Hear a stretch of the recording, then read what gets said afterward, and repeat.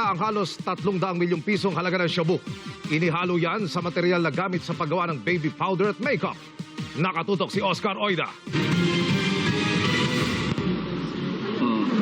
Sa unang tingin, akalain mo mga pangkaraniwang talc stones lamang ang laman ng dalawang 20-foot container van sa hinarang sa Manila International Container Port. Talc stones ang raw material para sa paggawa ng baby powder at ilang uri ng makeup. Pero nang suriing maigi ng mga otoridad ang kargamentong nagmula pa ng Afghanistan, na bistong may nakahalo pa lang hinihinalang shabu. Bago yung sistema na isiniksik doon sa mga talc stones at nakabalot pa, nakita nyo dyan sa parang katsa.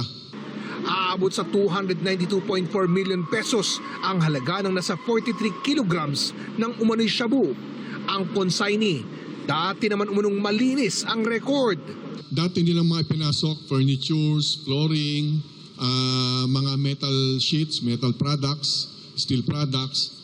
Hindi natin alam, marahil sistema nila yun upang pagtiwalaan sila ng Bureau of Customs upang pag ipinasok na nila yung ganitong illegal drugs, baka akala nila natutulog tayo or maloloko. Ita-turn over ang mga nakumpiskang umano'y shabu sa PIDEA habang inihahanda ang kaso laban sa consignee. Once may sumiti po sa korte yon, yung korte ang magdidesisyon kung anong status, kung pwede nang sunugin yung majority at mag-retain lang po tayo ng representative sample. Oscar Oida, nakatutok, 24 oras.